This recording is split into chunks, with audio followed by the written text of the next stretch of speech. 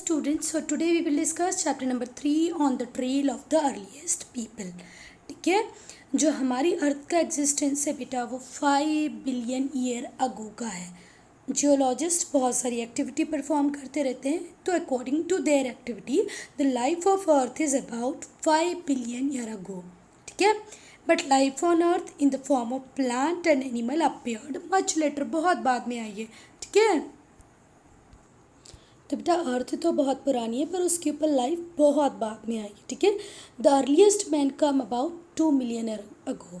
Life is 5 billion and the first early man come 2 million year ago. It took thousands of years students to change and evolve in what they are today. आज हम जैसे हैं इसमें बहुत time लगा है बनने में. Till 3000 BC early human used stone on a large scale. 3000 BC तक ह्यूमन बींग सिर्फ और सिर्फ स्टोन टूल्स का यूज़ करता था for various purpose. Therefore this period is known as stone age. इसलिए उस पीरियड को हमने क्या कहा बेटा, स्टोन एज. अगर हम स्टोन एज अकेले स्टोन की एज की बात करें तो आर्कियोलॉजिस्ट ने उस स्टोन एज को भी बहुत सारे पार्ट्स में डिवाइड कर दिया है. Palaeolithic period, Mesolithic period, Neolithic period. ठीक है, तो इस चैप्टर में हम तीनों पीरियड्स को पढ़ेंगे. तो अगर हम स्टूडेंट्स पैलियोलिथिक पीरियड की बात करें तो पैलियो का मतलब होता है बेटा ओल्ड, और लिथिक्स का या लिथोस का मतलब होता है स्टोन. तो पैलियोलिथिक की बात क्या होगी बेटा, ओल्ड स्टोन की बात करें. ये पीरियड 2 मिलियन ईयर अगो से स्टार्ट होके कब ख़त्म हुआ बेटा, आज से 1200 ईयर अगो पहले ही ख़त्म हुआ. कब स्टार्ट हो गया था, 2 मिलियन ईयर अगो स्टार्ट हो गया था, पर ख़त्म कब हुआ, 12,000 ईयर अगो. ठीक है, जो एंटायर पैलियोलिथिक पीरियड था वो 99% ह्यूमन हिस्ट्री का कवर करता है. बात समझ में आ रही है, हमारी ह्यूमन हिस्ट्री का 99% अकेला पैलियोलिथिक पीरियड में आता है.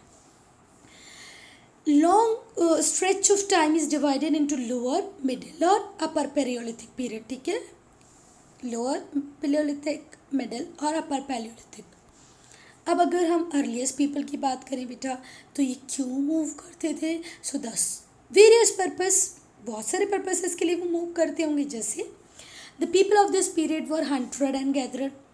दे lived in subcontinent from 2 million year ago. ठीक है, वो हंटर थे, गैदरर थे. 2 मिलियन ईयर अगो से हमारे अर्थ के ऊपर रह रहे थे बच्चा. हमने उनको हंटर और गैदरर क्यों बोला, देखो हंटर और गैदरर बोलने के पीछे एक ही रीज़न था, क्योंकि ये फ्रूट को गैदर करते थे. Roots, nuts, seed, leaves, stalk, egg, इन सारी चीज़ों को इकट्ठा करते थे और कई बार वाइल्ड एनिमल को हंट भी करते थे. तो गैदरर भी हो गए और हंटर भी हो गए. ठीक है, ये फिश को भी कॉट करते थे, बर्ड को भी पकड़ते थे खाने के लिए. Plant produce was an extremely important means of obtaining food. But then to सबसे ज़्यादा इनका जो रिलायबिलिटी रिलाई करते थे वो किसके ऊपर रिलाई करते थे, प्लांट प्रोड्यूस के ऊपर. ठीक, कोई बात. अब मुझे बात बताओ, वाई डिड हंटर और गैदरर मूव. तो पहला तो बच्चा, they are moving from one place to another for the purpose of food, water and for hunting animal. For gathering fruit, for hunting animal, in search of water, they are moving from one place to another. अगर students ये एक ही जगह पे बहुत ज़्यादा time तक रहेंगे तो जितने भी फ्रूट्स वहाँ अवेलेबल होंगे ये सब खा चुके होंगे, है ना. They have consumed everything whatever available in nearby area, so they need to move from one place to another. Second, they are also moving for hunting animals. Okay, because they are following the animals movement and wherever animal go they are also go moving. Some of these animals move from one place to another for the purpose of small prey. अब animal को भी खाना चाहिए, वो अपने small pray की search में घूम रहा है, अर्ली मैन उसकी सर्च में घूम रहा है. ठीक है, डियर क्यों एक जगह से दूसरी जगह मूव कर रही है, for the purpose of grass and leaves. So students, जो अर्ली पीपल है वो one place to another travel कर रहा है और उसके ट्रैवल करने का सिर्फ और सिर्फ एक ही रीज़न है. क्या रीज़न है बच्चा, क्योंकि सीजनल फ्रूट्स कुछ पर्टिकुलर सीजन्स में ही अवेलेबल होते हैं एक एरिया में. तो आप इस सीज़न के फ्रूट को ख़त्म कर दिए तो दूसरी जगह मूव करो, वहाँ पर जो फ्रूट होगा आप उसको खाओ. ठीक है, so for gathering seasonal fruits he is also moving from one place to another. They might have moved in search of water. It may be that they were searching water. Water is found in rivers, lake and a stream. So some rivers are perennial rivers. अब perennial rivers क्या होती है बेटा? The river which is having water throughout the year. Okay, so perennial rivers are filled with water throughout the year, but some rivers are seasonable, which is not having water in some seasons. Okay, it may be that he is traveling for finding their relative and friend. might लिखा है, शायद वो अपने friend और relative से मिलने भी जाता हो. How do we know about the people? हमको कैसे पता चला ये वाले पीपल्स ऐसे थे, हंटर थे, गैदरर थे? The archaeological evidence suggest that the hunter gatherer used tools made up of stone, wood और bone. इनके जो tools थे they were made up of stone, wood and bone. Perhaps the stone tool have survived the best. That time iron was not available. They were not iron was available, but they were not knowing about the iron. That is why for them stone is the best. आज भी एक पत्थर उठा के किसी को खींच के मार देना तो खून निकल सकता है. The palaeolithic people were the first to make stone implement. तो बेटा पैलियोलिथिक पीरियड के जो ह्यूमंस थे वो पहले थे जिन्होंने स्टोन इम्प्लीमेंट्स बनाए. उन्होंने अनपॉलिश्ड स्टोन के साथ काम किया. ठीक है. और कुछ तो उसमें से क्या होते थे बेटा? फ्लेंट. अब फ्लेंट क्या होता है? Large pieces of stone were shaped into hammer, scraper and axes. ठीक है. बहुत बड़े बड़े पत्थरों को हैमर, स्क्रैपर और एक्सेट में बदला जाता था. ये होते हैं बेटा फ्लेंट टूल्स. तो बेटा ये इम्पॉर्टेंट साइट्स हैं जो आपको इम्पॉर्टेंट याद रखनी है. जैसे बुर्ज होम में पिट हाउसेस मिले थे. मेहरगढ़ में 8000 ईयर राइस और वीट को ग्रो किया जाता है. भीमबेटका में पहली रॉक पेंटिंग्स मिली थी. ठीक है. चिराग बिहार में है, कोडलीवाल यूपी में है और इनाम गाँव, हंसगी. ये कुछ इम्पॉर्टेंट साइट्स हैं जिनको आपको पढ़ना है. अब स्टोन टूल कैसे बनता है? देखो पहली टेक्निक तो होती है स्टोन ऑन स्टोन. ये स्टोन ऑन स्टोन टेक्निक है. ठीक है. आप एक हाथ में किसको पकड़ोगे बच्चा? कोर पेबल को, जिसको आपको क्या बनाना है? स्टोन बनाना है. दूसरे हाथ में आप हैमर स्टोन को पकड़ोगे. ठीक है. फिर आप उस हैमर स्टोन से जब तक उसके ऊपर स्ट्राइक करते रहोगे जब तक कि आपको डिज़ायर्ड शेप का स्टोन ना मिल जाए. तो this is what stone and stone. एक होती थी बेटा प्रेशर फ्लैकिंग. क्या होती थी? प्रेशर फ्लैकिंग. तो प्रेशर फ्लैकिंग में हम क्या करते थे? स्टोन को नीचे रखते थे एक किसी फॉर्म सरफेस पे और उस पर स्ट्राइक करते थे. तो ये स्टोन पार्ट्स में डिवाइड हो जाता था, बहुत सारे फ्रेंड्स में डिवाइड हो जाता था.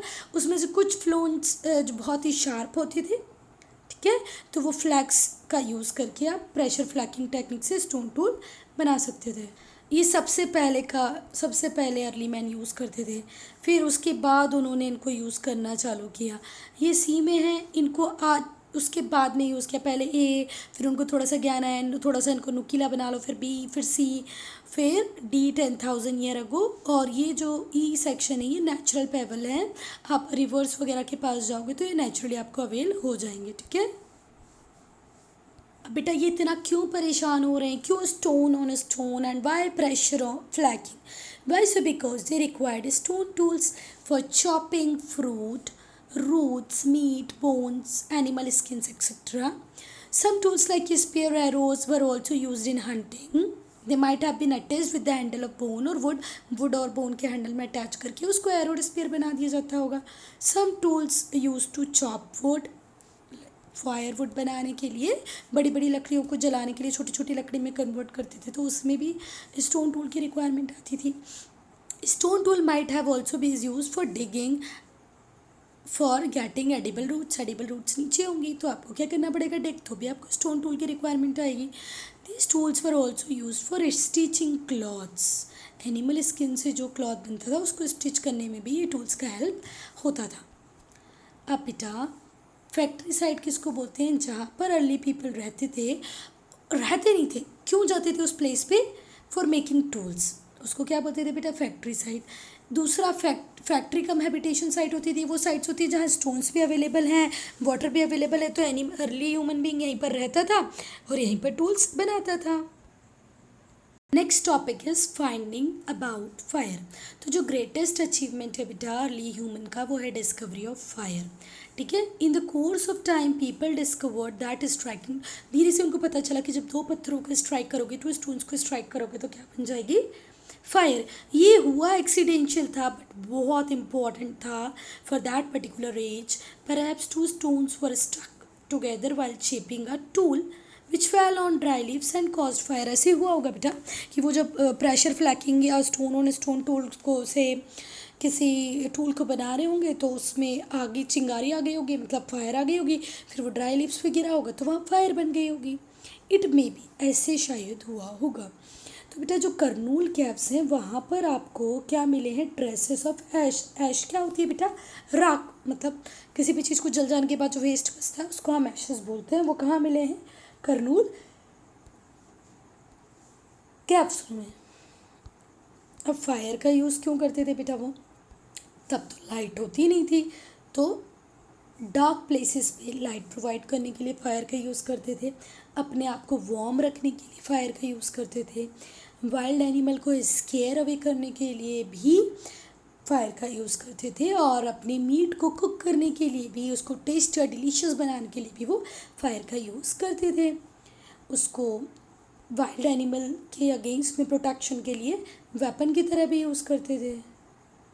सो स्टूडेंट्स, आप भी अपने आप को रिक्रिएट करते हो, थोड़ी पढ़ाई के बाद बोलते हो मम्मी टीवी चला लें, मोबाइल ले लें।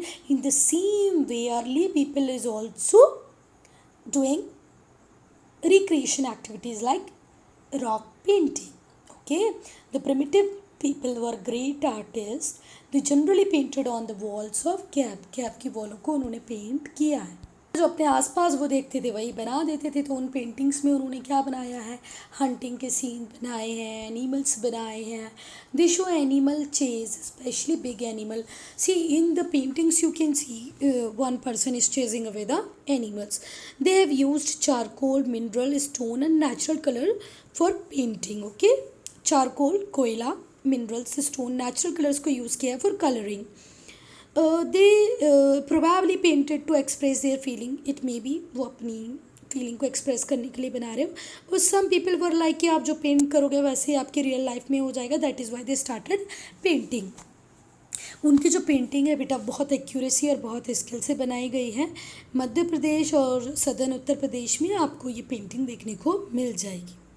वर्क ऑफ डिवीजन, तो वर्क ऑफ डिवीजन की अगर हम बात करें तो हम लोगों ने पढ़ा है कि अर्ली ह्यूमन पीपल हंटिंग भी करता था, गैदरिंग भी करता था, स्टोन टूल भी बनाता था, केव्स पर पेंटिंग भी करता था। तो हम कुछ डेफिनेटली नहीं बोल सकते हैं कि which work is done by man, which is not done by the man, which is done by women only. तो it may be possible that they were doing everything together, man or woman. It may also be possible that something is done by women only and something is done by man only. See, gathering the plant produce is the work of women and making stone tools is the work of man. It is also possible that different practices would be different activities performed by different people in different subcontinent. ठीक है, अब उनके religious belief कैसे होते थे बेटा, कोई specific religious belief का तो कोई साइन नहीं मिला है, पर वो नेचुरल फोर्सेस से बेटा बहुत ज़्यादा डरते थे। बिजली कड़क जाए, बहुत ज़्यादा बारिश हो जाए तो देवर लाइक कि गॉड हमको क्या दे रहे हैं, पनिश कर रहे हैं। ठीक है, और वो बहुत सारे रिलीजियस परफॉर्म करते थे। धीरे धीरे ये रिलीजियस उनके इग्नोरेंस और उनके फियर में कन्वर्ट कर गए। वो सन को, मून को, स्टार को, रेन को, टाइगर, स्नैक, ये सारे एनिमल्स को वर्शिप करते थे। वो स्ट्रॉम और थंडर, लाइटनिंग से बहुत ज़्यादा डरते थे। They consider that thunder and lightning is the expression of divine anger. ठीक है, तो धीरे धीरे उनको प्लीज़ करने के लिए उनको वर्शिप करने लग गए। Today we are also worshipping our ancestors in the same way. Early people were also worship their ancestors. This is because they feared that their ancestor got angry, they would create trouble for them. अगर ancestor नाराज़ हो गए तो वो हमारे लिए trouble create करेंगे, तो ये भी उनको बहुत डर था। धीरे धीरे उन लोगों ने जो भी उनका जो एंसेस्टर डाई करता उसको उसकी बिलोंगिंग के साथ बरी कर दिया जाता और उनको ऐसे लगता कि हो सकता है नेक्स्ट वर्ल्ड में जो हमारे एंसेस्टर हैं, हमारे रिलेटिव हैं, उनको इन चीज़ों की ज़रूरत पड़े। बेटा वो मैजिकल पावर में भी बहुत बिलीव करते थे। किस में बिलीव करते थे स्टूडेंट्स? मैजिकल पावर में।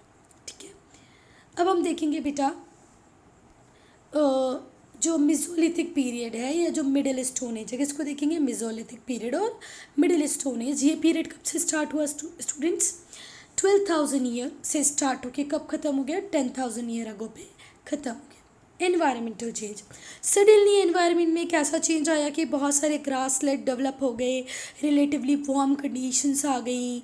ठीक है, मेनी ऑफ द मतलब most of the part of the earth covered with grassland.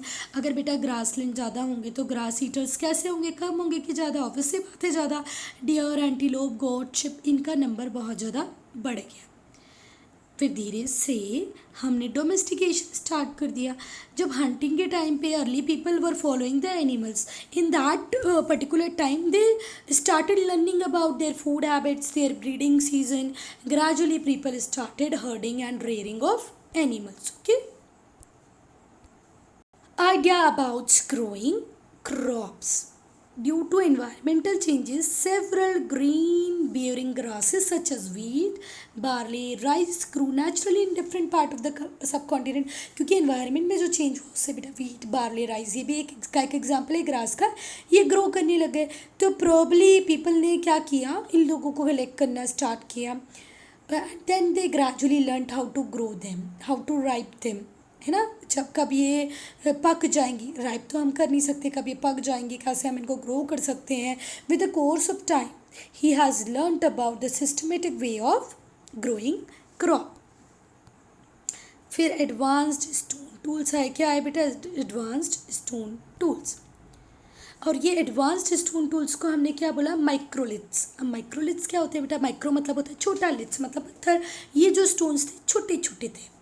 क्या होता था? माइक्रोलिथ्स को आप हैंडल पे, बोन या वुड के हैंडल पे लगा देते, सच एज सॉ, सिकल। और at the same time old variety of tools were also used by microlithic man. ये इन्होंने अपने छोटे छोटे स्टोन्स भी बना लिए थे और ये पुराने स्टोन्स को भी यूज़ करते थे।